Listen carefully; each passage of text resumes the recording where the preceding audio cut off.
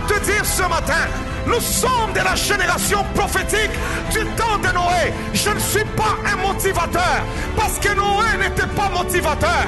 Un motivateur te dira, tu auras une maison, tu seras béni, tu auras des voitures. Là, les gens disent, Amen. Non, Noé n'a pas prêché ça. Au milieu de sa génération, il a prêché la justice de Dieu dans un monde corrompu. Alors, comprenez-moi très bien ce matin. Souvent, l'histoire de Noé est présentée aujourd'hui dans nos églises comme étant un conte de fées. Souvent, l'histoire de Noé est réservée maintenant à l'école de dimanche. Et quand vous allez dans les librairies chrétiennes, vous pouvez regarder partout où il y a des livres. Il n'y en a pas un seul qui parle de l'histoire de Noé. Mais quand vous allez dans la rubrique réservée aux enfants, c'est là que vous trouvez un dessin, une hache, avec des animaux qui marchent côte à côte, avec un certain monsieur, un peu vieux, qui représente Noé, qui est en train de leur dire, entrez ici. Alors, on représente ça aux enfants, même dans nos dessins animés, très facilement. Et pourtant, le Christ, avant de partir, lorsqu'il a voulu parler aux fils des hommes concernant la fin des jours qui allaient précéder sa venue, il leur a donné comme exemple ce qui est arrivé au jour de Noé. Mais Satan vient et nous aveugle. Nous parlons d'autres choses, mais on ne parle pas véritablement de l'histoire de Noé.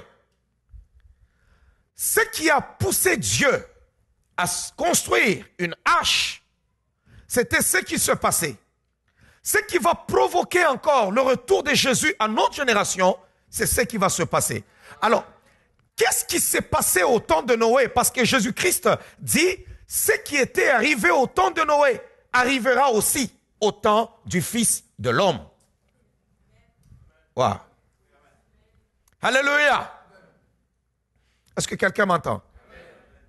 L'histoire de Noé n'est pas un conte de fées. Merci. Merci, toi qui as dit amen. Merci. Je vais répéter encore à toute l'église et à tous ceux-là qui me suivent en direct maintenant. L'histoire de Noé avec cette arche-là, ce grand bateau qui dépasse le Titanic, le plus grand paquebot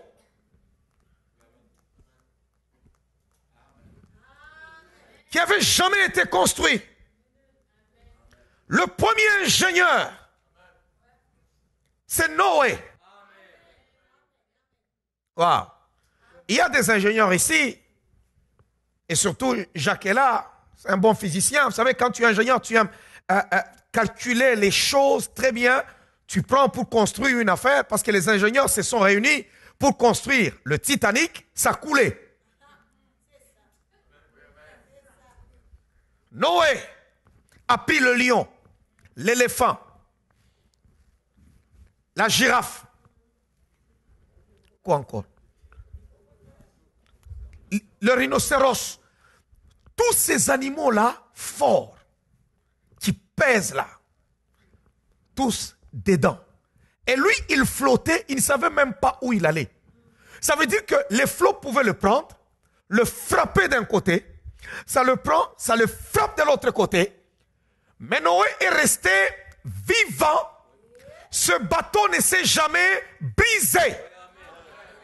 Bien-aimé, le salut de l'humanité, la race humaine, son salut était dans cette hache-là. Fais-toi une hache de bois de gopher. Et Jésus est cette hache-là du bois de gopher. Il n'y a pas de salut en dehors de Jésus-Christ. Si tu veux être sauvé des eaux de la condamnation, entre dans l'âche. C'est lorsque tu crois en Jésus-Christ que tu es sauvé. Quelle que soit la force des eaux, ces eaux ne te détruiront pas. Puisqu'il n'y a donc plus de condamnation pour ceux qui sont en Jésus.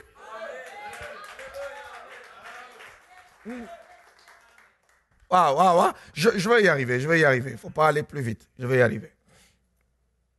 La clé pour comprendre les événements de la fin du temps, Jésus nous a dit l'histoire de Noé et de Sodome et Gomorrhe. C'est la clé. Quel que soit ce que les gens peuvent se fabriquer, la clé pour comprendre la fin de temps, pour comprendre les choses qui vont précipiter le retour du Fils de Dieu, l'histoire de Noé. Alors ne prenez pas l'histoire de Noé comme étant un conte de fées. Ça a bel et bien eu lieu.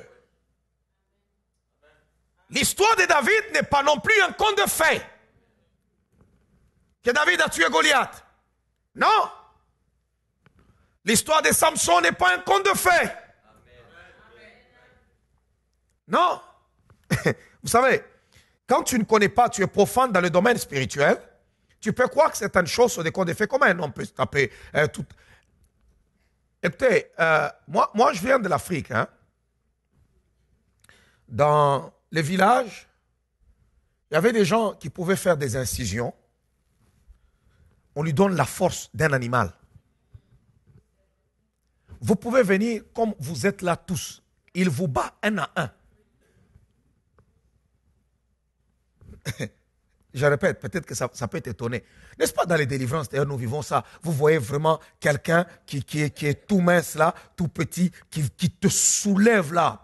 On a vu des frères, paf, ou bien la personne devient avec une force. Des fois, on libère des gens là, possédés, vous voyez, des malabars comme Stéphane Le Cyril pour le saisir. Tu vois les gens qui transpirent et qui respirent même. Oh. Pourquoi? Parce que cette force-là n'est plus une force humaine. Alléluia. Mais comment Samson a fait pour les taper et ainsi de suite. S'il y a des gens dans notre génération qui peuvent, on dit l'homme le plus fort, il tire une voiture. Mais avec l'Esprit de Dieu. On peut chanter comme David. On peut tuer Goliath comme David. Et on peut avoir la force de Samson. Alléluia.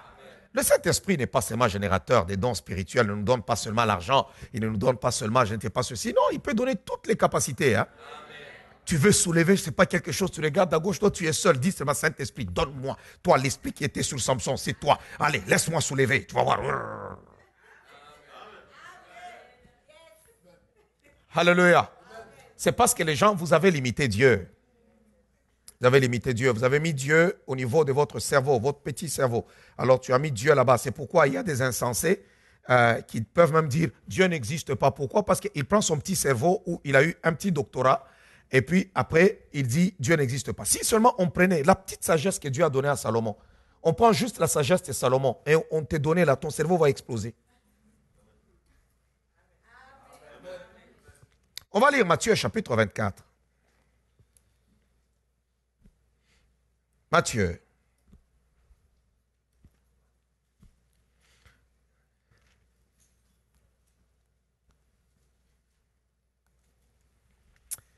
Le verset 24, 36 à 37.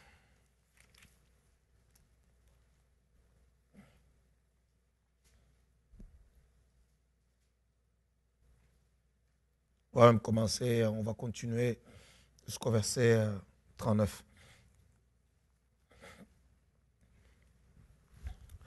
Pour ce qui est du jour et de l'heure, personne ne le sait, ni les anges dans les cieux, ni les fils, mais le Père seul. C'est pourquoi quand vous voyez quelqu'un, même s'il vous disait qu'il était prophète, il arrive, un matin, je ne sais pas si sous l'effet du sangria ou je ne sais pas de quel vin, je viens pour vous dire Jésus-Christ va revenir d'ici 5 ans. Vous allez voir, le 24 juillet, Jésus revient.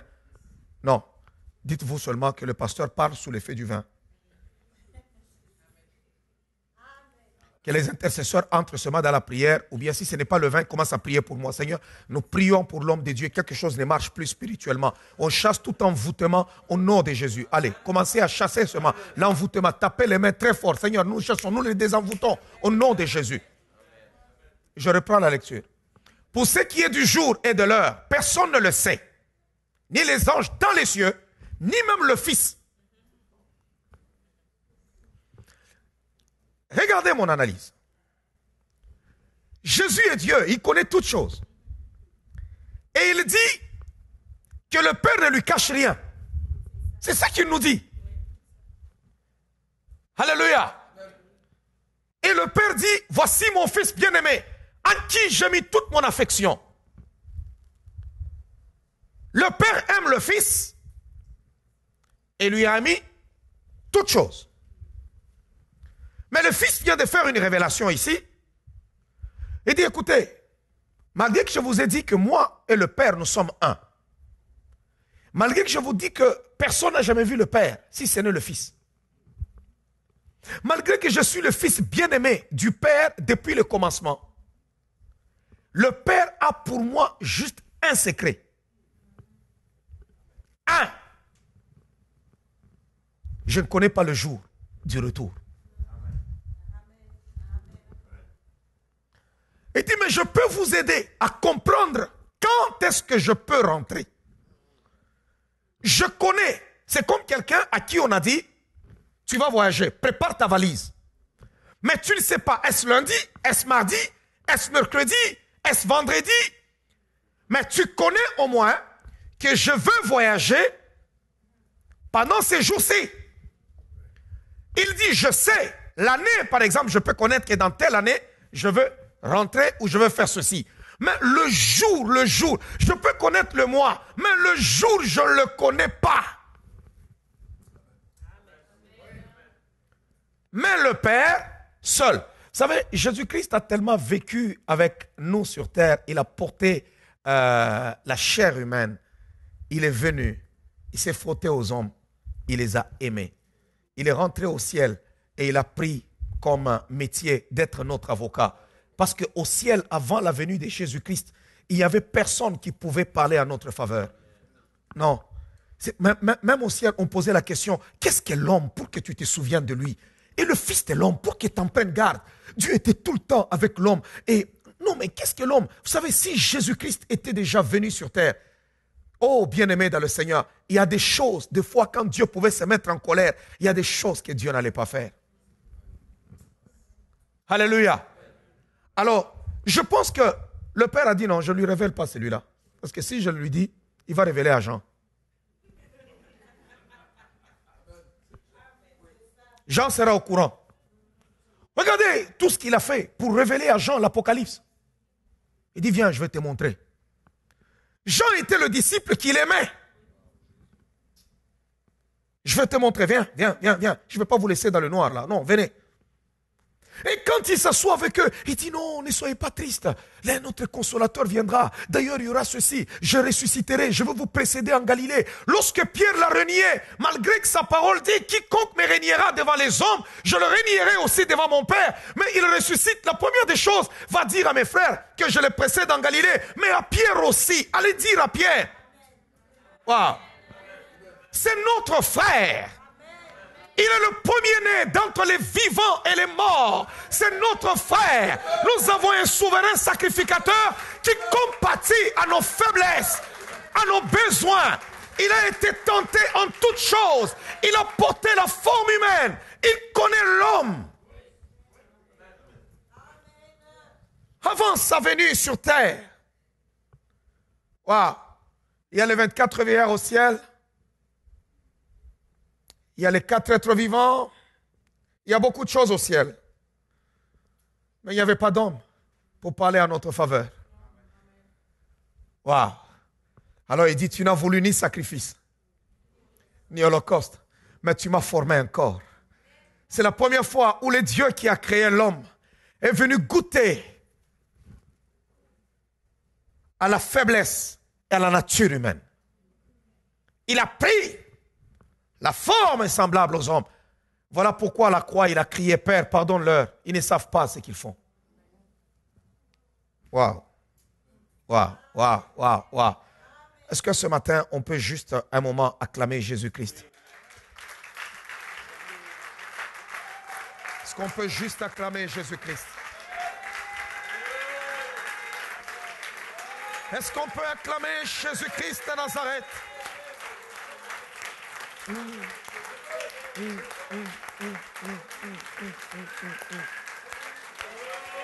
Juste Jésus-Christ. Gloire à Dieu, gloire à Dieu, gloire à Dieu. Amen. Ah, à lui soit la gloire. À lui soit la gloire. Est-ce que vous savez ce qui s'est passé? Après 30 ans, 33 ans d'absence au ciel,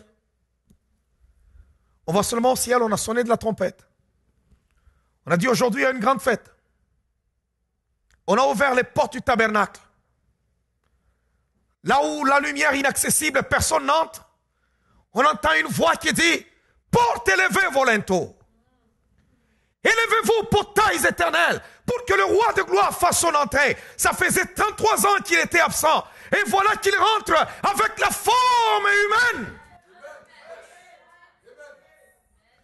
C'est un homme qui traverse, non pas avec le sang des boucs, non pas avec le sang des taureaux, mais avec son propre sang. Il traversait le tabernacle et tous les anges regardaient. Cette fois-là au ciel, il n'y avait pas que les anges, il n'y avait pas que ceci, non, les autres créatures, mais il y avait aussi un humain qui pénétrait, il pénétrait et il allait jusque dans le sein de saints. Waouh, waouh, waouh, waouh, waouh, waouh, waouh, waouh, waouh. Voilà pourquoi Jean a vu cela dans la vision. Il dit, lorsque le Père est assis sur le trône, il dit, qui est digne de prendre le livre et d'ouvrir le livre et de rompre les 7 sceaux. Il dit, je regardais, personne ne fut trouvé digne de prendre le livre, ni même de le regarder. Personne. Notre sort était déjà scellé. On était destiné à la colère. Mais il a dit à son père, écoute papa, je veux aller. Je veux aller. Il pouvait arrêter la mission aussitôt pour dire, je n'ai jamais péché, père. Prends-moi seulement, je retourne au ciel et puis c'est fini. Il a même prié, père, s'il était possible, éloigne de moi cette coupe. Toutefois, non pas ce que je veux, mais ce que toi tu veux. Par obéissance pour toi, je peux aller jusqu'au bout. Amen. Alléluia.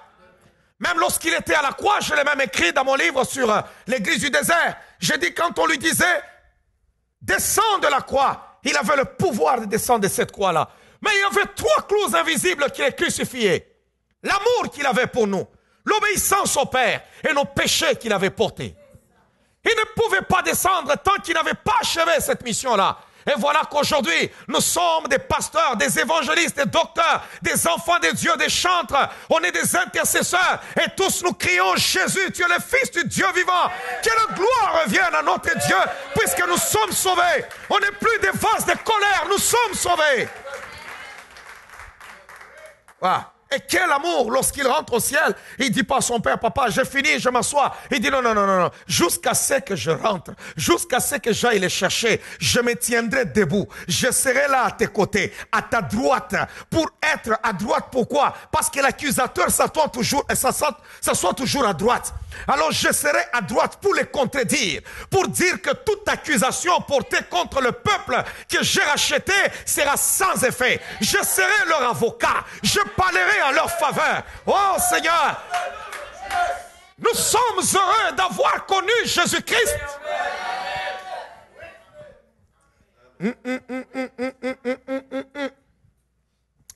Ok, le temps de Noé. La Bible dit, ce qui arriva au temps de Noé arrivera de même à l'avènement du Fils de l'homme. Jésus nous donne la clé pour comprendre tout. Il ça arrivera. Car dans les jours qui précédèrent le déluge, en d'autres termes, dans les jours qui vont précéder l'avènement du Fils de l'homme, les hommes mangeaient, buvaient, se mariaient, mariaient leurs enfants, jusqu'au jour où Noé entra dans l'arche. Ils s'en foutaient carrément. Réfléchissons un moment. Pensez-vous que c'était facile pour Noé de vivre en sa génération? L'arche n'est pas une petite chose que tu vas construire dans ta chambre. Non. Tout le monde était au courant. Je ne sais pas l'espace où Noé utilisait pour aller construire cet engin. Ça devait être imposant, très grand. Et tout le monde voyait. Et lorsqu'on lui posait la question, c'est quoi cette histoire? Tu veux aller où? Il ne construisait pas cette arche-là au bord de l'eau. Il la construisait sur une surface où il n'y a pas d'eau, soi-disant que la pluie tombera sur la terre, il y aura un déluge, tout sera submergé et cette arche sera soulevée. Parce que la colère de Dieu va frapper. Il s'est attiré la moquerie de tout le monde. C'est comme aujourd'hui, lorsque toi tu viens à l'église, il y a des gens qui se moquent de toi. Parce que de nos jours, nous vivons avec des gens qui sont irréligieux, incrédules, et ils pensent qu'il est heureux parce que lui rejette Dieu ou méprise le Seigneur. Il s'estime plus intelligent parce que lui ne va pas à l'église. Ne pas reconnaître Dieu comme étant son créateur ne fait pas de toi un savant. Mais ça fait de toi un candidat pour aller en enfer. Oh, je ne sais pas si quelqu'un me comprend. Alléluia. Alors Noé était là avec l'arche, il construisait tous les jours. Les gens lui posaient la question, mais c'est quoi ton affaire?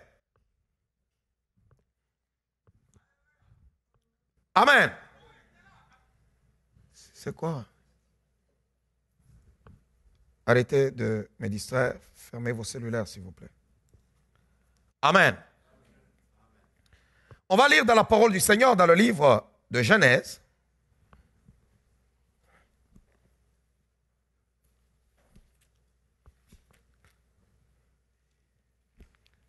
Genèse chapitre 5.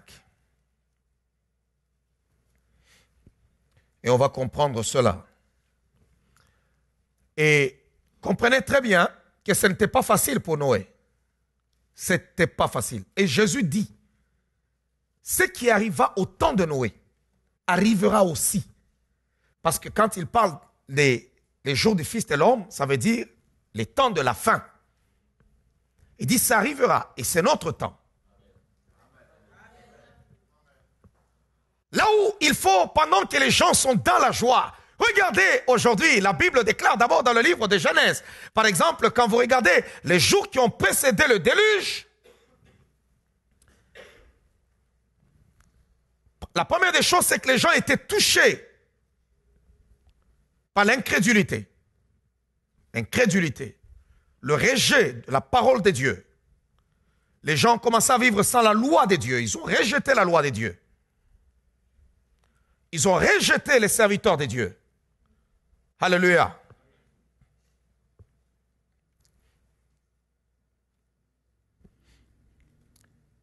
Et il y a eu 4 générations de prophètes.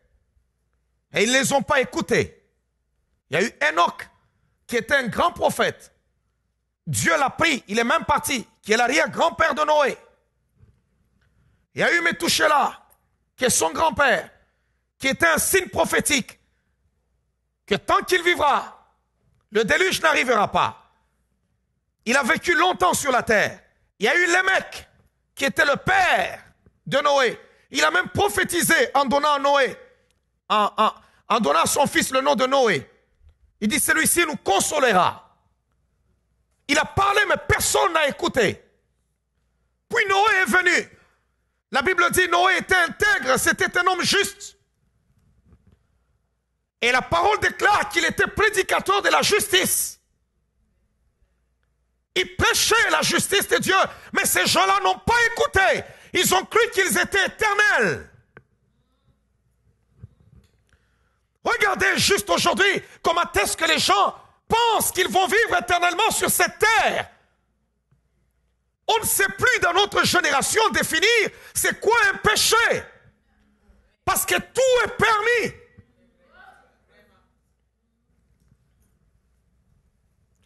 On a rejeté cette éducation qui était judéo-chrétienne ou qui était tout simplement rattachée à la conscience naturelle. On s'est fabriqué nous-mêmes notre propre conscience. On s'est dit, tu peux aller jusque-là. Peu Personne ne doit te dire, ne fais pas ci, ne fais pas ça. Tu es libre. On promet aux gens un faux bonheur, une fausse liberté. Mais en réalité, ce qui est caché derrière, bien-aimés dans le Seigneur, il y a des suicides, des jeunes gens qui se suicident, il y a des échecs, il y a l'éclatement des familles, il y a des divorces, il y a des malheureux. Mais on prétend dire que les gens sont heureux. Les gens ne sont pas heureux dans nos villes. Les gens ne sont pas heureux dans nos pays industrialisés. Ils sont malheureux. On pense que les malheureux, c'est seulement des gens qui sont des cultivateurs ou des gens qui manquent à manger. Dans nos villes où les gens conduisent les décapotables, là où les gens ont des jets privés, combien qui ne se donnent pas la mort? Lorsqu'on rejette Dieu, on ne peut pas vivre heureux. Jésus-Christ est la pierre de l'angle, la pierre qu'on rejetait, c'est qui bâtissait. Les premiers bâtisseurs ont rejeté la parole de Dieu, d'où la première civilisation a été bâtie par un meurtrier. C'est Caïn qui a commencé à bâtir la première civilisation. Et nous connaissons la suite. C'est le déluge qui est venu. Toutes les décisions que nous prenons aujourd'hui sur notre terre vont provoquer le retour du Seigneur. Qu'on le veuille ou pas, je sais qu'il y a plusieurs personnes qui ne veulent pas entendre qu'on prêche ces choses. Laissez-moi vous dire la vérité, que les gens ne sont pas heureux dans leur maison. Ils ne le sont pas.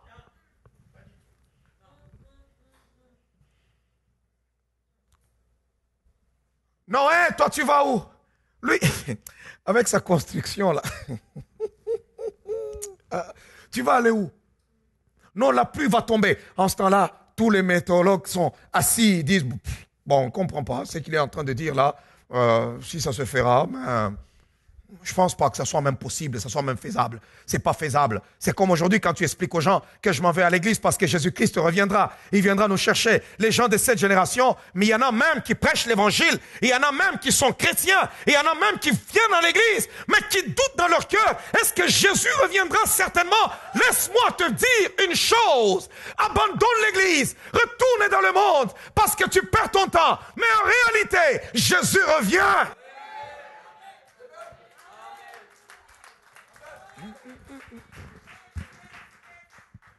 Ne me pose pas la question de savoir, pasteur, comment est-ce que, et quelles sont les preuves qui nous disent que Jésus-Christ va revenir, comment il va revenir. Je ne suis pas Dieu. Je crois en ce qu'il m'a dit dans les Saintes Écritures.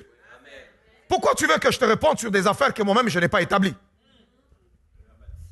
Je crois en Dieu comme toi tu crois en Dieu. Je suis juste un pasteur. En d'autres termes, il y a un souverain pasteur et on est tous ses brebis. Je suis juste un vieux brebis à qui il a fait porter des clochettes. Et quand j'avance, ça sonne. Les autres étaient suivent derrière.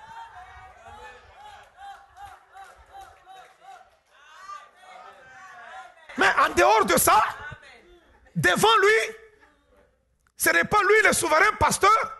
Et puis toi aussi, non, tous on est des brebis. Il est le seul qui a la houlette.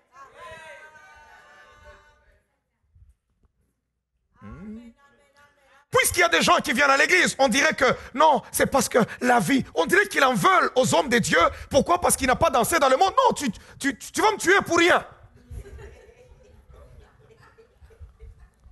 Tu ne viens pas à l'église pour me plaire, pour me faire plaisir. Tu ne viens pas adorer pour me faire plaisir.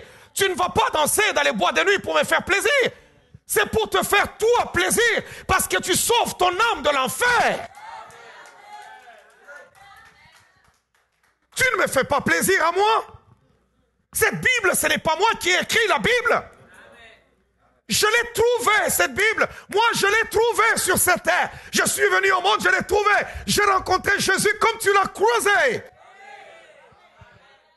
La seule différence, c'est que toi, il t'a donné peut-être le don de musique, et moi, il m'a donné le don de la parole.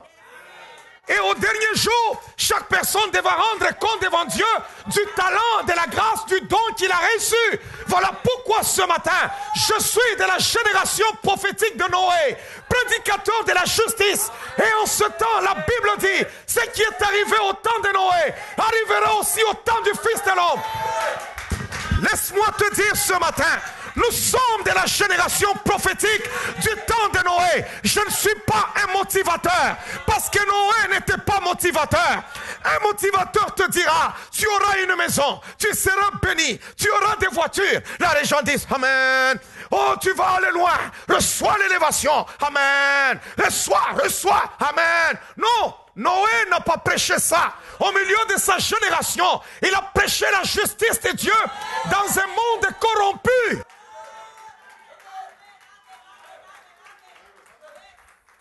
Il faut qu'il y ait des prédicateurs pour établir la balance dans notre génération. Ça veut dire quoi le bien et ça veut dire quoi le mal. C'est ça la prédication de la justice. Si on ne prêche pas la justice de Dieu, les gens ne sauront pas qu'est-ce que le mal et qu'est-ce que le bien. Il faut qu'il y ait des prédicateurs de la justice.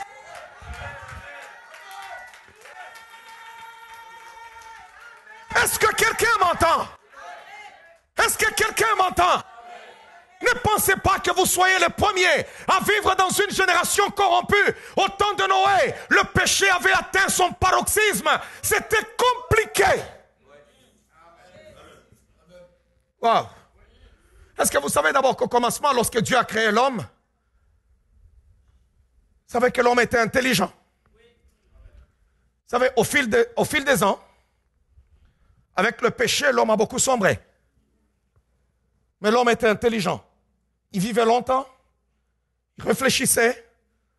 Et si vous remarquez très bien, on vous dit même que lorsque l'homme s'est rébellé contre Dieu, le premier homme qui a commencé à bâtir d'abord la première ville, qui a commencé, était rebelle envers Dieu.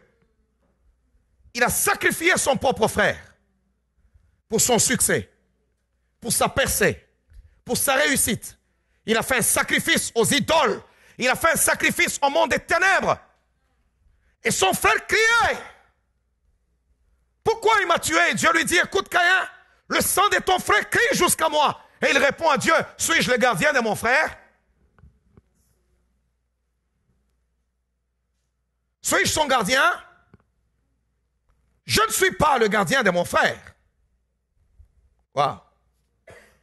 Dieu dit, ok, tu seras un errant et vagabond. Tu vas aller à gauche, tu vas aller à droite. Il dit, je m'en fous. Il dit même à Dieu, d'ailleurs mon châtiment est trop grand. Quiconque me verra, me tuera. Il ne s'est jamais repenti. Regardez, lorsque le premier homme a péché, son père, Adam, la Bible dit, il vit qu'ils étaient nus. Le premier homme a entendu vers le soir la voix de Dieu qui parcourait le jardin. Il est allé se cacher. Il n'a pas défié la divinité.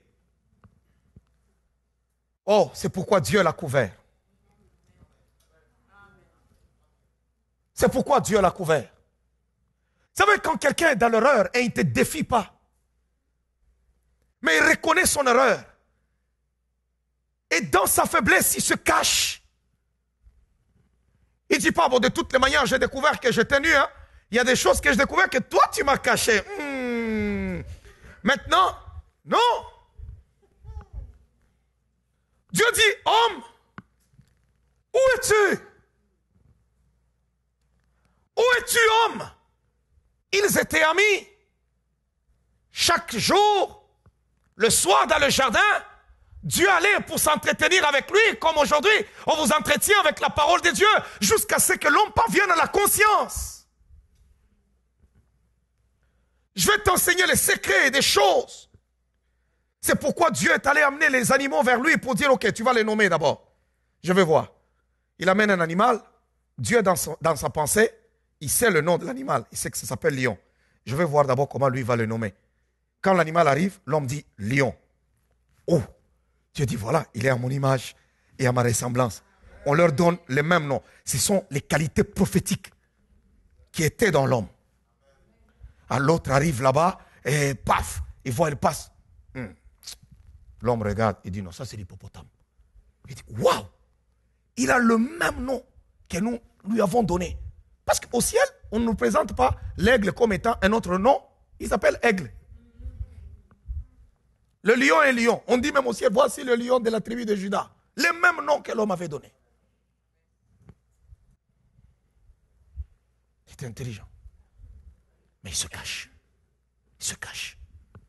Il eut peur. Il dit, j'ai entendu ta voix. J'ai eu peur. Et je me suis caché. Parce que je suis nu. Tu lui dis, qui t'a dit que tu étais nu? Waouh! Je me suis caché. Cette façon d'agir et de faire a tellement touché le père qui se dit, waouh, il a peur de moi. Il a toujours du respect envers moi. Malgré qu'il a commis un forfait. Mais il me respecte. Il n'est pas semblable à celui que j'ai chassé au ciel. Lui qui voulait même faire un coup d'état, il dit qu'il va prendre son trône et le mettre au-dessus de mon trône. Il a cherché à me défier. C'est pourquoi celui qui porte atteinte à ma gloire, je ne peux jamais le pardonner. Parce qu'il ne peut pas partager sa gloire. L'homme dit, j'ai eu peur. Et Caïn qui s'élève.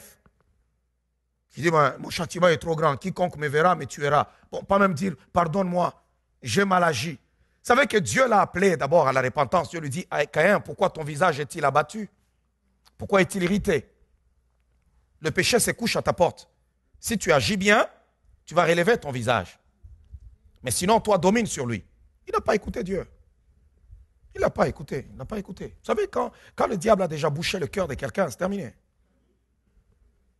Par contre, il a sauté sur son frère. Allez. Il a montré qu'il connaissait le kung-fu. Il l'a tué. Et il est parti. Il a commencé sa ville. Construire des choses. Dans sa lignée, il n'a pas vu son père. Il n'a pas vu son père. Polygame. Non. Lui est allé se choisir 2 pour 1. 2 femmes pour lui-même. Il a pris. Ça a commencé avec lui. Tout ce qu'il a commencé à faire, c'était le contraire de ce que Dieu avait déjà établi. Pour le défier, pour le provoquer, pour lui dire, tu ne contrôles plus rien ici. Ça nous appartient. Il sort. Son petit-fils se glorifie même. Il dit, j'ai tué un homme pour ma blessure. Un jeune homme pour ma meurtrissure. Lui, il dit, Caïn sera vengé 7 fois. Moi, je serai vengé 77 fois. Et il parle à sa femme. Il se glorifie du meurtre.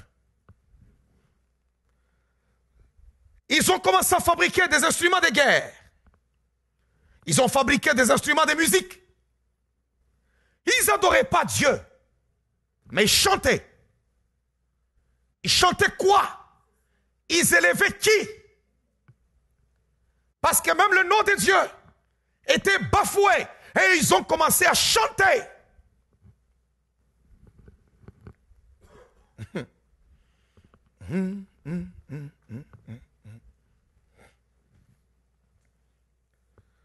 Il y a eu Ada, Nama, qui sont ses filles, qui signifient beauté. Ils ont eu une beauté, je ne sais pas si ça vient d'où. Tu regardes une femme qui se promène, tu as comme l'impression qu'elle a été dessinée. Elle n'est pas venue au monde, née d'une femme. Non. Au point où maintenant, dans le livre de Genèse, chapitre 6, le verset 1er.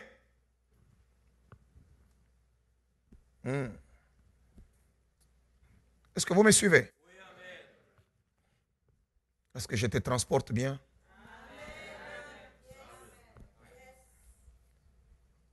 Wow, quelqu'un m'entend?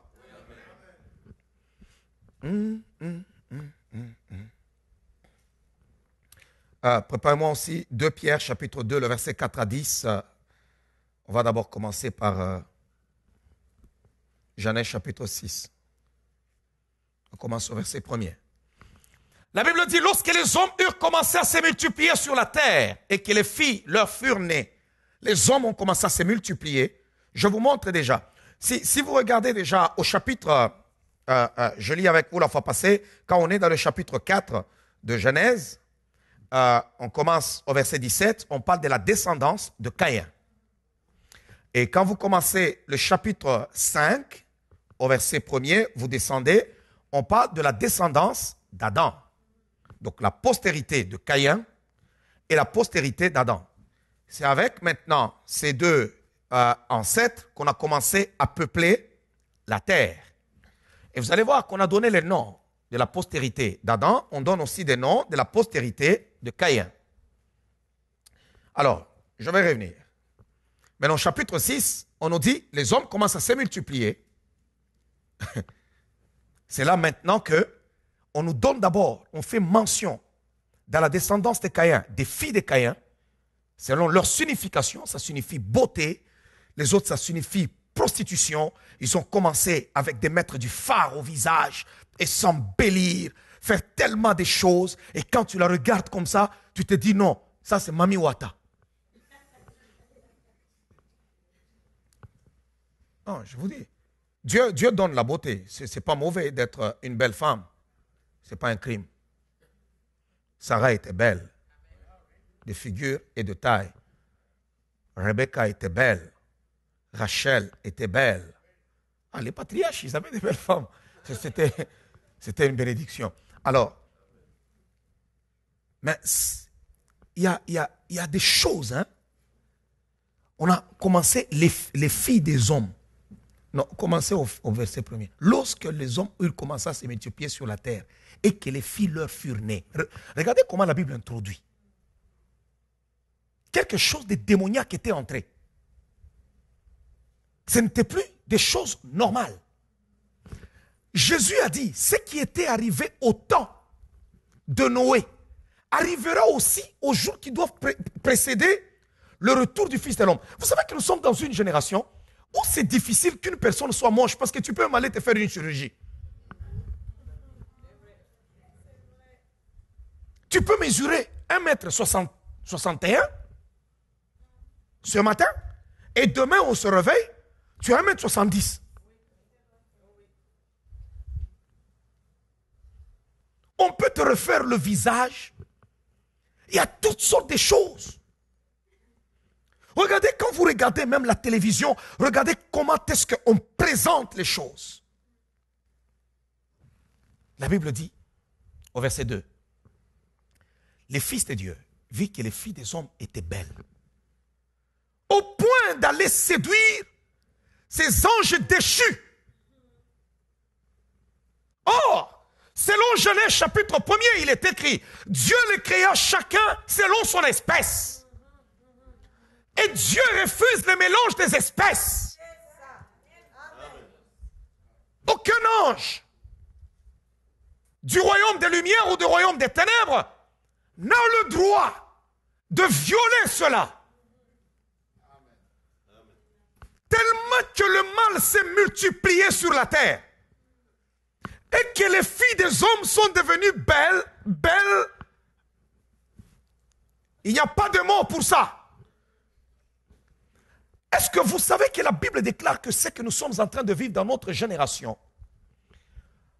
la puissance et la grâce qui nous a été manifestée, la parole déclare que les anges désirent même plonger le regard. Mais cette fois-là, les anges ont regardé sur terre, tout ce qu'ils ont vu, c'est les filles des hommes. C'était des anges déchus. Ce n'étaient pas des anges qui sont restés fidèles à Dieu.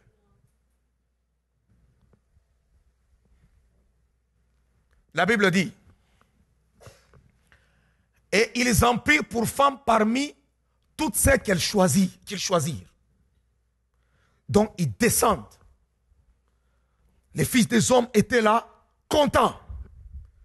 Pourquoi? Parce qu'ils ont ouvert la porte à la magie, à l'occultisme, à toutes sortes de choses, au point où à permettre même à ces anges-là de venir et de prendre même les filles des hommes. Ils ont commencé à ramasser, chacun a ramassé la quantité qu'il voulait. La Bible dit, parmi tout ce qu'ils choisirent. Ce n'était plus le mariage comme Dieu l'avait instauré, selon Genèse chapitre 1er. Non. C'était autre chose. C'était sans loi. Sans loi. Waouh.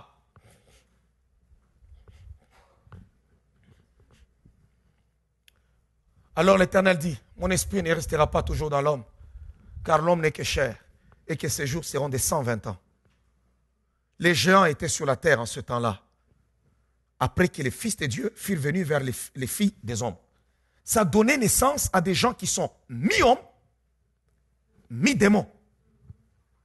Et ils étaient géants. Alléluia. Wow. Pourquoi ils étaient géants? C'est parce qu'il y avait un croisement génétique. C'est que Dieu ne veut jamais. Et ils ont fait ça. Et c'était l'époque où les gens comme Enoch vivaient.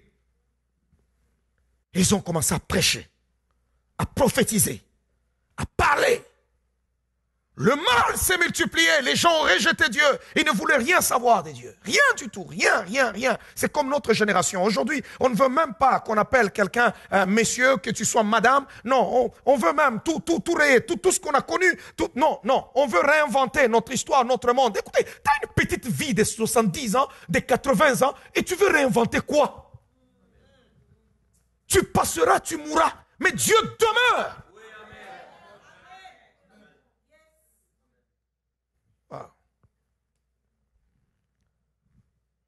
Continuez. Ce sont des héros qui furent fameux dans l'Antiquité. Et ces hommes-là ont commencé à dominer.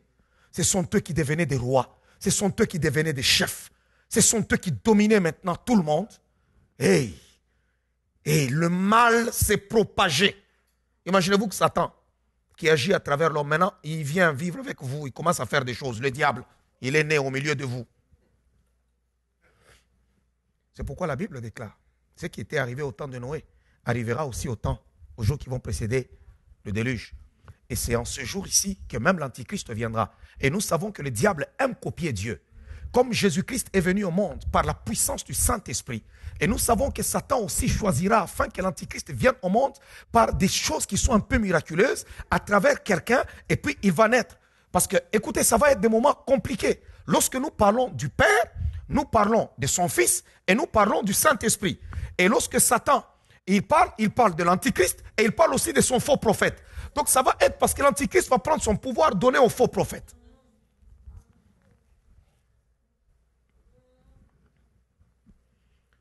Continuez la lecture, continuez. L'Éternel vit que la méchanceté des hommes était grande sur la terre. Donc Dieu regarde au ciel. Hein? Ce n'est plus la question. Vous savez, il y a des gens dans la Bible, il a péché, Dieu l'appelle. Toi, tu as péché. Pourquoi tu as fait ça? Je vais te châtier. Non. Cette fois-là, ce n'est pas ça. C'est pas ça. Donc le péché avait atteint un niveau inégalé. Même Dieu regarde et dit non, ça on n'a jamais vu. Et que toutes les pensées de leur cœur s'est portées chaque jour uniquement vers le mal. Donc pendant que toi tu penses que tu as vu le péché, non, il y a des gens qui sont assis dans leur laboratoire. Ils se disent quelle loi nous pouvons voter pour aller encore plus loin. Qu'est-ce que nous pouvons faire pour mettre encore du jus dans le péché? L'Éternel s'est repenti d'avoir fait l'homme sur la terre et il fut affligé en son cœur. Et l'Éternel dit, j'exterminerai de la face de la terre l'homme que j'ai créé depuis l'homme jusqu'au bétail, aux reptiles et aux oiseaux du ciel, car je me repens de les avoir faits. Je regrette. C'est compliqué. Je l'ai dit la fois passée, je dis lorsque le mal était fait au temps de Noé, le divin était coupable, il se repentait et le coupable était divinisé. Et aujourd'hui, c'est ce que nous vivons. Regardez tous ceux-là qui ont des nombres de vues sur YouTube, sur les réseaux sociaux. C'est toujours des gens qui se sont déshabillés. Et puis, ce qui est grave dans notre génération, c'est comme au temps de Noé. J'ai fait le parallèle. Alléluia. On te dit même, tu as plus de vues, tu es payé. Alors il y a des gens, ils sont juste assis dans leur maison, dans leur salon, dans leur chambre. Ils vous montrent des vidéos de leur nudité tous les jours. Et les gens aiment ça. Ils cliquent, ils cliquent, ils cliquent. 30 000 vues. Beaucoup de gens sont abonnés. 100 000 abonnés. 1 million d'abonnés. Ok. Lui, il reçoit son salaire, mais il est dans sa maison en train juste de danser. Ce qui est bizarre, vous trouvez quelqu'un qui est marié, qui déshabille sa femme, qui l'expose, pour juste trouver plus de vues. Et l'argent entre, on te paye. Je ne savais pas qu'on payait les gens sur YouTube. C'est Arnaud qui m'a très bien expliqué ces affaires.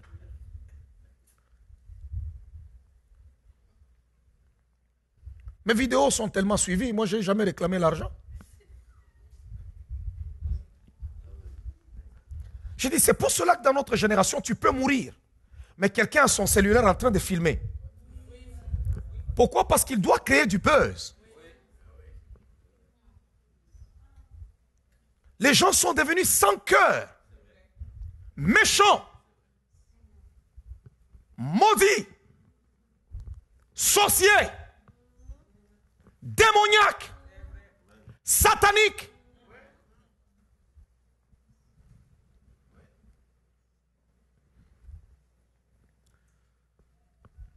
Il y a des gens qui se sont fait experts en scandale.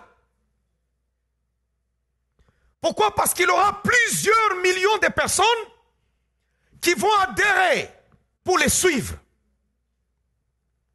Les autres ne disent que des bêtises. Waouh! Waouh, waouh, waouh, waouh, waouh, waouh, waouh, waouh!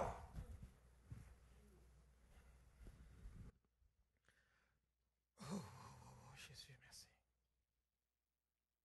Merci. Combien de gens qui passent leur temps tout simplement sur YouTube ou je ne sais pas, Facebook, rien qu'à écouter ces bêtises. Et le soir, lorsque vous dormez, vous êtes souillés.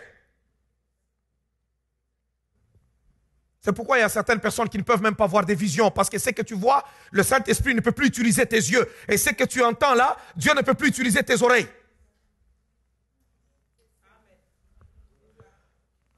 Ce qui était arrivé au temps de Noé arrivera aussi. Arrivera la corruption. Waouh. Vous voyez, quand je commence à parler à ces histoires-là, je commence à voir que tout le monde devient très calme. Ok, je vais aller encore dans ce sens-là pour la gloire de Dieu, parce que les gens deviennent très, très gentils en ce moment. Alléluia. Dis d'abord à ton voisin, sauve-toi pour ta vie. Sauve-toi pour ta vie. Amen. Sauve-toi pour ta vie. C'est très, très, très important. Alors les gens ont commencé à faire des choses. Les gens sont là sur YouTube, sur Facebook. N'avez-vous jamais trouvé même des enfants de Dieu qui sont là sur Facebook quand ils postent là-bas et c'est montrer leurs jambes, qu'on voit tout ça. Mais c'est à toi. Pourquoi tu veux que tout le monde nous puissions nous prostituer avec tes histoires? Pourquoi? Il dit quand les hommes ont commencé à se multiplier sur la terre et que les filles leur furent nées, les filles des hommes virent que les fils de Dieu virent que les filles des hommes sont devenues belles. Tu les attires, hein? Les extraterrestres, pour qu'ils viennent.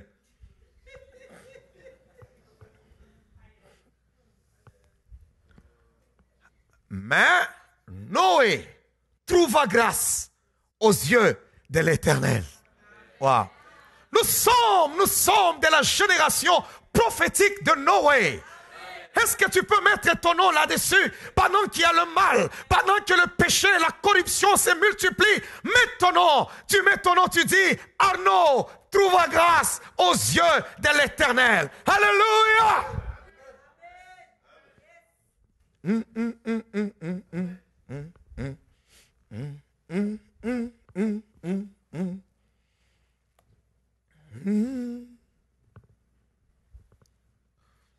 C'était difficile, très compliqué. Dis d'abord à ton voisin, difficile. Difficile. Pourquoi? Parce que les hommes ont commencé aujourd'hui, les gens rejettent Dieu. Ils sont en train eux-mêmes de se fabriquer leur Dieu. Leur Dieu qui leur plaît et qui les arrange. Amen. Tout ce que les gens ont appelé tabou, on enlève ça.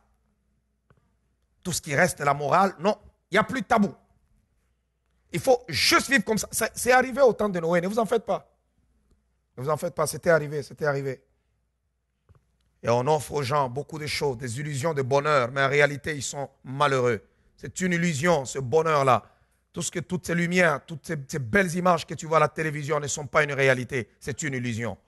Quand tu entres dans les vies des gens, tu entres vraiment, tu pénètres, c'est là que tu découvres qu'ils sont malheureux. Et seul Jésus-Christ peut nous donner la paix. Même si tu n'as pas l'argent, tu peux avoir la paix. Même si tu n'as pas de maison, tu peux avoir la paix. Même si tu manques ceci, tu peux avoir la paix. Seul Jésus-Christ est le prince de paix. Et je veux ce matin que le Seigneur t'accorde la paix. Que le prince de paix soit la paix pour ta maison. Qu'il soit la paix pour ta vie. Et la Bible déclare que le Dieu de paix écrasera Satan sous vos pieds. Que le Seigneur t'accorde la paix ce matin. Toi qui as besoin de paix, que Dieu t'accorde la paix au milieu de la tourmente. Que Dieu t'accorde la paix au milieu de la persécution. Que Dieu t'accorde la paix au milieu de la disette. Que Dieu t'accorde la paix là où tu es au nom de Jésus-Christ. C'était une révolte universelle contre Dieu.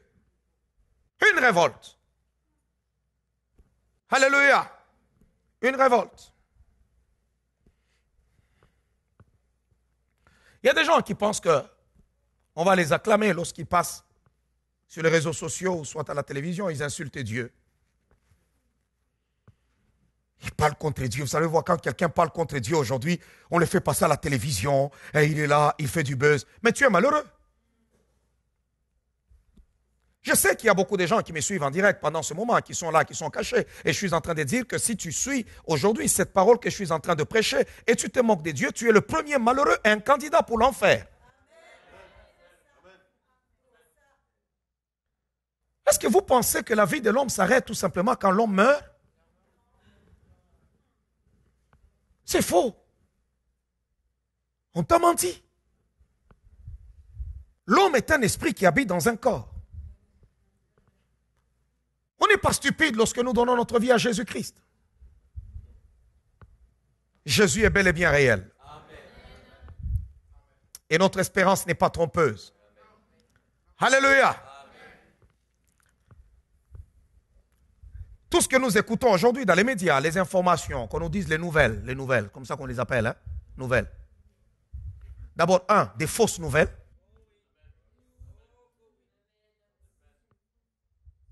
Que Donald Trump appelle fake news.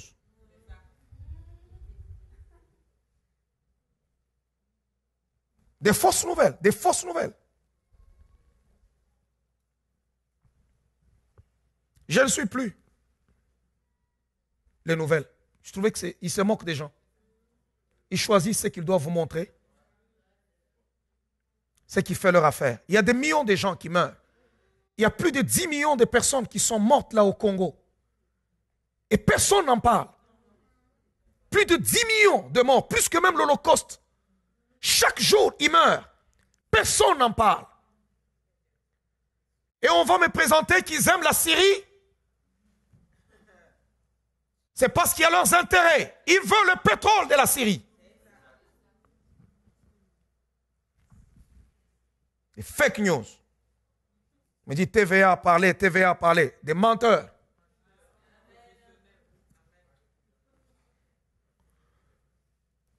Lorsque j'ai juste prêché pour dire, femmes, soyez soumises à vos maris, automatiquement, ils ont déformé.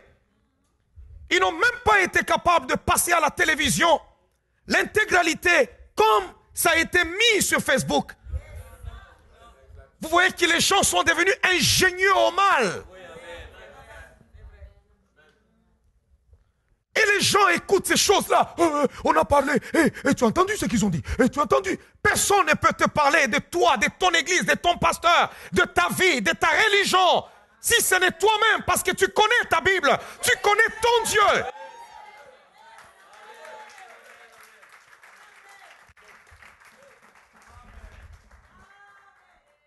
Ce n'est pas un journaliste qui boit l'iniquité comme l'eau, qui va se tenir debout et me parler de mon Jésus.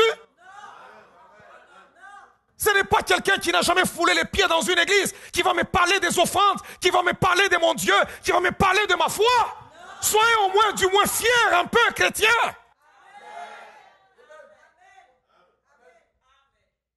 Le diable connaît comment déstabiliser les enfants de Dieu. Il le sait.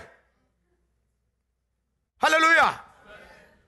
Aujourd'hui, dans cette génération, il suffit tout simplement que quelqu'un... tu peux être là. Sur Facebook, tu es en train, ou bien sur YouTube, tu es en train de parler. Je vais vous montrer aujourd'hui comment est-ce qu'on peut faire ceci, et ainsi de suite. Tu parles très bien. Personne ne suivra. Et tu mets un titre là sensé. Tu regardes là. Arrive là seulement. Tu mets une bêtise. Là, tu vois, tout le monde est là. Il y a des gens qui paraissent être sérieux.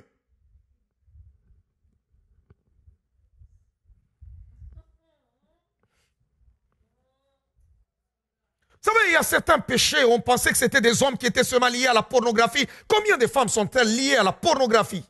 Combien? La corruption. Les pensées, les esprits des gens sont pollués, corrompus.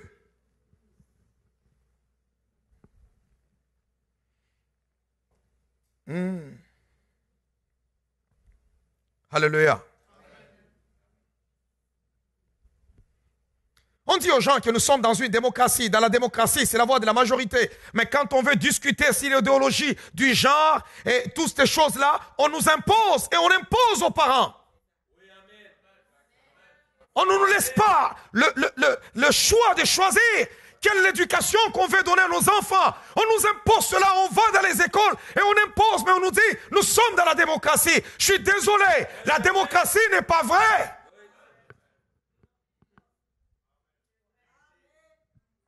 Ce n'est pas la vérité.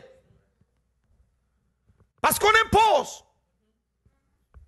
Dis donc, tu dois accepter ça comme ça. Ok, hein? On évolue.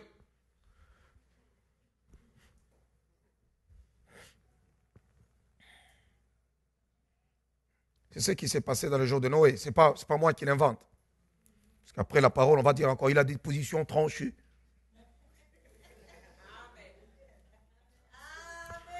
On ne vient pas à l'église pour avoir les mêmes positions que tout le monde. Alors pourquoi je veux me convertir? On parle bien de la conversion. On s'est converti, ça veut dire qu'avant on faisait ceci et après on arrête, on devient une autre personne. C'est pourquoi on appelle ça conversion. Je ne viens pas à l'église pour demeurer la même personne. Non, je veux plaire à mon Dieu.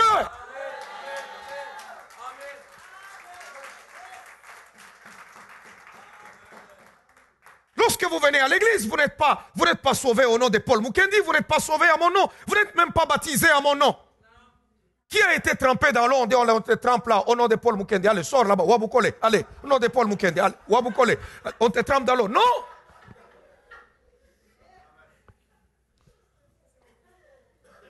Paul Mukendi ne sauve pas. Je suis tout simplement une vieille brebis qui a des clochettes et des groumettes qui s'en va parce que moi-même j'ai été baptisé.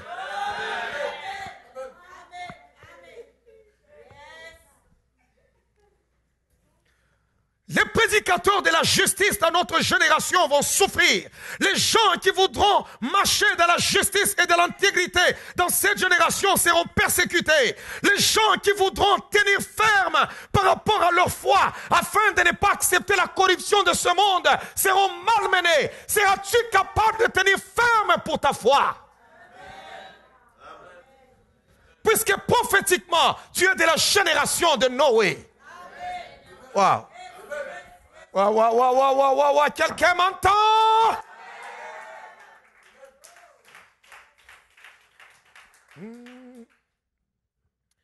Il y a une révolte universelle contre tout ce qui est Dieu et sa parole. Non. Je vais arriver. Ah, mon temps est parti. Je crois que je vais arrêter par là. Pour continuer prochainement. Écoutez-moi très bien. Notre Dieu, quand les temps sont durs et que les gens ne veulent plus obéir à la loi de Dieu, il faut se réfugier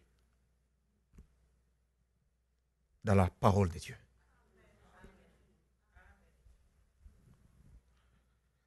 Je suis en train de vous dire d'abord ce qui s'est passé avant que le déluge n'arrive. J'arriverai vers l'arche.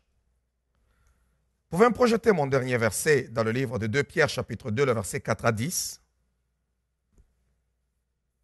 2 Pierre, chapitre 2, le verset 4 à 10.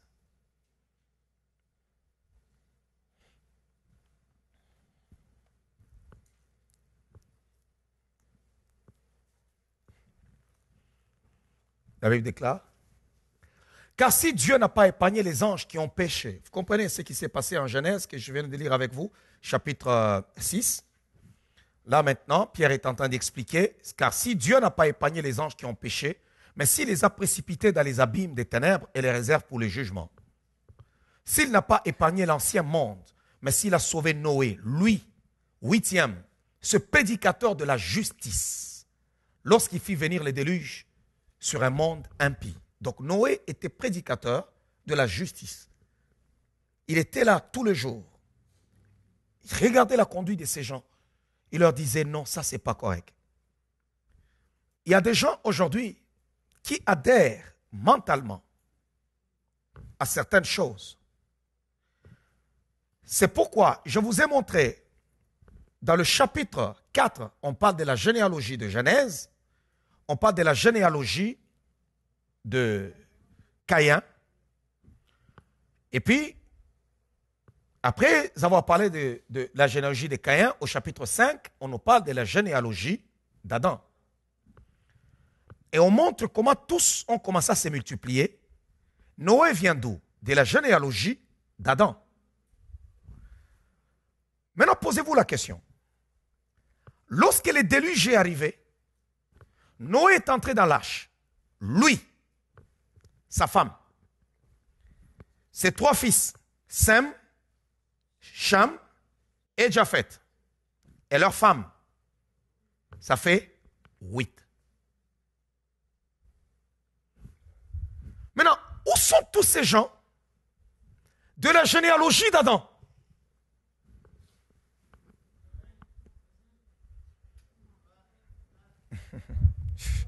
Je vais aller doucement encore avec toi.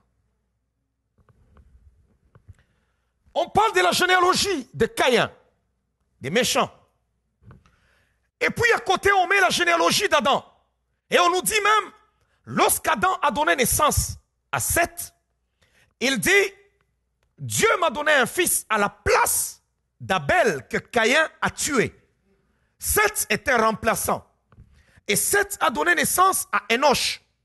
Lorsqu'il a donné naissance à Enoch, pas Enoch, Enoch, il dit, la Bible déclare, c'est en ce moment-là qu'on commença à invoquer le nom de l'Éternel. Donc Dieu, il y a quelques personnes qui ont commencé maintenant à l'invoquer, et puis on nous dit, voici la postérité d'Adam. Tel engendra tel, des fils et des filles. Tel engendra tel. Il vécut 800 ans. Il eut des fils et des filles. Donc on a 2 généalogies, de Caïn et d'Adam. Donc des méchants et des bons. Maintenant, plus le mal s'est multiplié, plus même les bons étaient corrompus. Quelqu'un m'entend? D'où, lorsque Dieu arrive maintenant sur terre, il dit non, non, non, non, non. Cette affaire est compliquée. Juste Noé trouve grâce. Même tous ces gens-là qui sont venus au monde après, qui priaient, qui faisaient ceci. Il y a des gens qui viennent à l'église chaque matin, chaque dimanche. Mais cependant, quand ils s'en vont là-bas, regardez tout simplement les gens sur les réseaux sociaux. Vous voulez connaître l'esprit qui anime une personne aujourd'hui? Regarde-le sur les réseaux sociaux. Tu vas voir s'il est corrompu ou pas. Venir à l'église ne te suffit pas. Mais quel est le comportement que tu as? Ça m'a étonné. Lorsque j'ai commencé à lire la Bible, j'ai dit, mais Seigneur, où sont partis tous ces gens? C'est parce que je n'ai pas le temps. J'ai fait un tableau. J'ai commencé depuis Adam. Commencé à nommer tout le monde jusqu'au jour du déluge. Tel est né en telle période, tel est né en telle période, tel est né en telle période. Et le déluge est arrivé. Et paf, le jour du déluge, il y en a même dans la généalogie d'Adam qui sont les ancêtres de Noé qui étaient sur terre, vivants encore. C'est pourquoi Jésus-Christ dit, faites attention. Ils étaient vivants, mais ils étaient corrompus. Corrompus.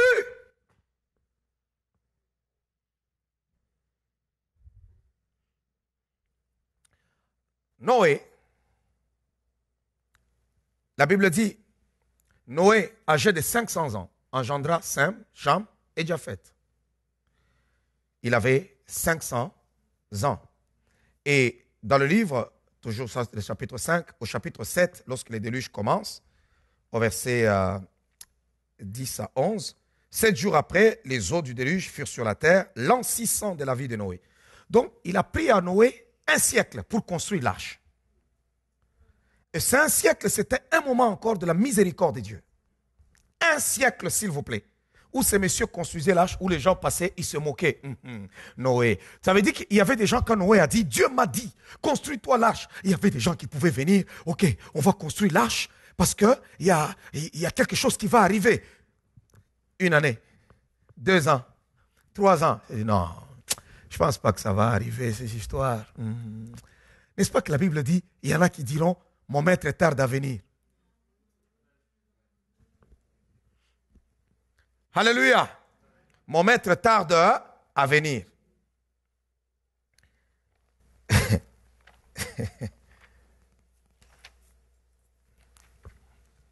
Il y a des gens qui étaient de la lignée de Noé. C'est pour cela que vous allez comprendre.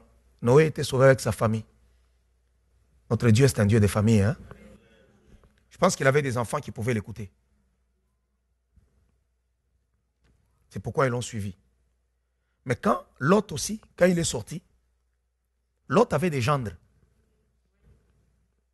Certains de ses enfants sont restés là à Sodome. Les autres qui sont sortis avec Lot, les deux, c'est seulement ceux-là qui étaient encore dans sa maison. Les gendres de Lot se moquaient de Lot. Qu'est-ce que tu es en train de raconter là, que la pluie va tomber ici et on va mourir? Qui te dit qu'on va mourir? Lorsque les gens pouvaient s'asseoir en ce temps-là, ils sont en train de causer, en train de parler pour dire, plutôt, Noé, tu racontes des histoires. Ça n'arrivera pas, ton histoire là. La Bible dit, sachant que dans les derniers jours, il viendra des moqueurs avec leur raillerie, marchant selon leur propre convoitise et disant, où est la promesse de son avènement? Car depuis que les pères sont morts, tout demeure comme dès le commencement de la création.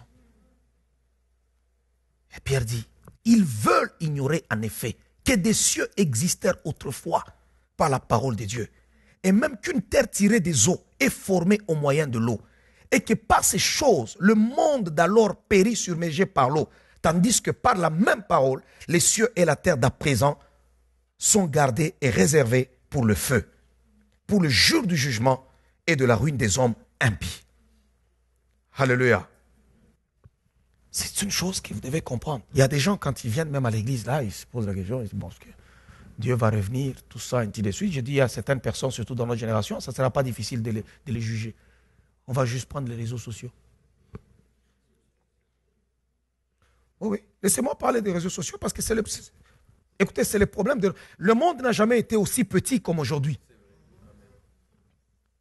Tu peux juste être là, paf, tu es en live avec la personne. Bien aimé, il y a 10 ans, même 15 ans ici, c'était utopique que tu dises à la personne, paf, Tu es là en train de parler, tu te regardes, tu me vois, je suis là.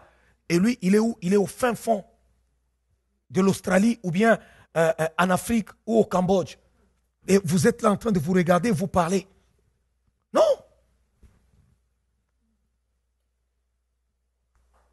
Non. Regardez les passions que les gens ont aujourd'hui, des passions infâmes. Pourquoi vous vous filmez? Pourquoi? Et puis vous vous retrouvez après dans le tourment. Pourquoi vous vous filmez? Vous comprenez de quoi je parle? Tout ça pourquoi? Parce que tout le monde est là-bas. Ok, hein? On fait d'abord la vie. Regardez la complicité qu'il y a entre les gens. C'est pourquoi il y a quelqu'un, je commence à donner la raison à une personne qui avait dit, si la femme est sorcière, ça veut dire que l'homme est sorcier. Si l'homme est sorcier, ça veut dire que la femme aussi est sorcière. Il n'y a pas plus complice que l'homme et la femme. C'est pourquoi quand une personne vient te dire, moi, mon mari là, et ainsi de suite. Tant qu'ils sortent là, ils prennent leur voiture ensemble. Fais gaffe.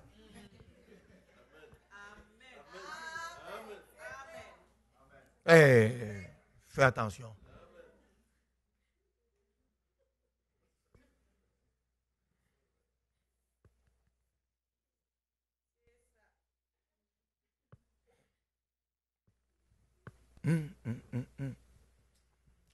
Les gens sont corrompus. Il y en a qui viennent chanter tous les jours à l'église, corrompus. Corrompus. Quelles sont les pages web que tu fréquentes? Quels sont les réseaux sociaux auxquels tu es inscrit? Qui sont tes amis? Regardez les jeunes gens aujourd'hui, nos jeunes gens pourris. Des mentales bousillés. Écoutez-moi, jeunes gens, on ne veut pas te mettre des contrôles parentaux seulement partout. Tu connais la parole de Dieu. Quand tu t'assois, ton père, ta mère ne sont pas là. Toi, tu es en train de regarder du n'importe quoi. C'est sorcier.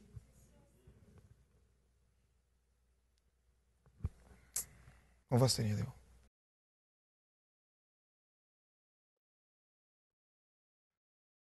Je vais continuer dimanche prochain. Ne vous en faites. Ne fouille pas. Dimanche prochain, sois là.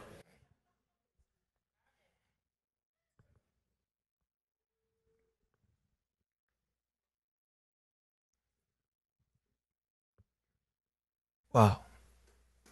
Il y a la violence sur la terre. Tu as besoin encore de dire au Seigneur, Seigneur, mon cœur est à toi.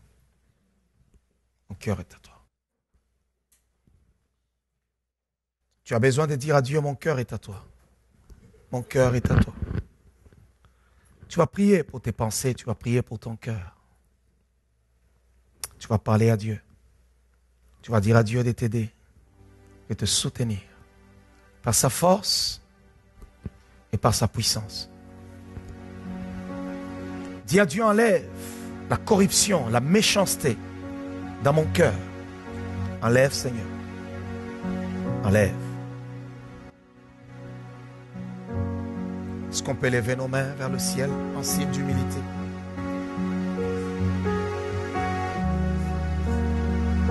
Et que chacun de nous lève sa voix, commence à prier le roi des rois.